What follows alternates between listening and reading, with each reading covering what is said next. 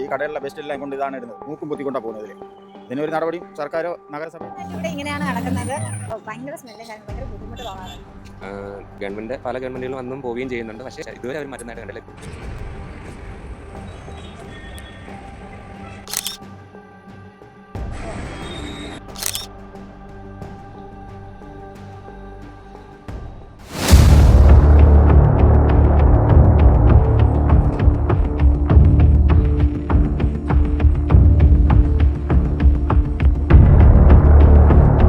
ഇതൊരു വൻകിട മാലിന്യ പ്ലാന്റ് ആണെന്ന് നിങ്ങൾക്ക് തോന്നുന്നുവെങ്കിൽ നിങ്ങളുടെ സംശയം തെറ്റാണ്. ദിവസേന ആയിരക്കണക്കിന് യാത്രക്കാർ വന്നു പോകുന്ന കൊട്ടാരക്കരയിലെ KSRTC ബസ് സ്റ്റാൻഡും പരിസരങ്ങളുമാണിത്.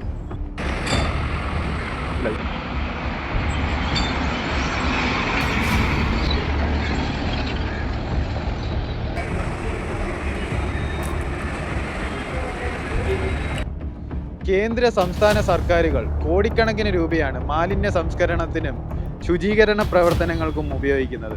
എന്നിട്ടും കുന്നുകൂടിക്കിടക്കുന്ന ഈ മാലിന്യങ്ങൾ കാണുവാൻ ആരുമില്ലേ? അതോ അധികാരികൾ കണ്ടിട്ടും കാണാത്ത പോലെ നടിക്കുകയാണോ?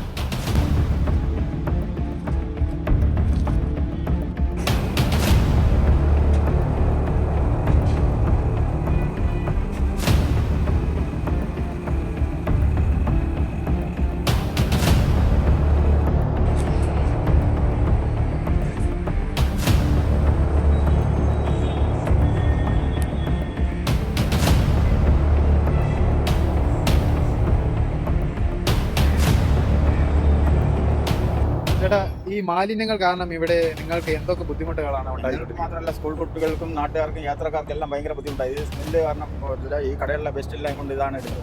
നേരത്തെ കണ്ട കളക്ടർ ആവശ്യപ്പെട്ട് ഈ വേലി കെട്ടിയതാണ്. ആ വേലിയൊക്കെ ഇപ്പോൾ പൊളിച്ചിട്ട് ഈ രാവിലെ അവർ 6 മണി കഴിഞ്ഞാൽ സ്കൂൾ ട്യൂഷന് പോകുന്ന പിള്ളേർ ഒരു ആയിരക്കണക്കിന് പിള്ളേരെ ഇതിലെ രാവിലെ പോകുന്നത്. അവർ മൂക്കും പൊത്തിക്കൊണ്ടാണ് പോകുന്നത്.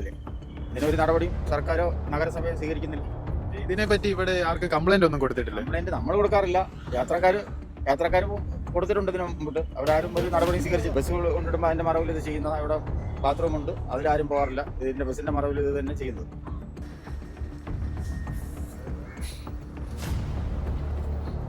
അതെ, ഒരു മിനിറ്റ്. ഇവിടെ പഠിക്കുന്ന കുട്ടിയാണോ? ഓക്കെ. ഇവിടെ ഈ മാലിന്യങ്ങൾ കെട്ടിക്കിടക്കുന്നതിനെ പറ്റി താങ്കൾക്ക് എന്താണ് പറയുന്നത്? ഇവിടെ കുറെ നാളായിട്ട് ഇവിടെ ഇങ്ങനെയാണ് നടക്കുന്നത്. ഭയങ്കര സ്മെല്ലും കാര്യങ്ങളൊക്കെയാണ്. എന്തൊക്കെ വേസ്റ്റ് ഉണ്ടെന്ന് തന്നെ അറിയത്തില്ല. ഭയങ്കര സ്മെല്ലും കാര്യം ഭയങ്കര ബുദ്ധിമുട്ട് തോന്നാറുണ്ട്. ഇവിടെ മാത്രമല്ല, അവിടെയൊക്കെ ഇവിടെ എന്തോ ഫുള്ള് വേസ്റ്റാ.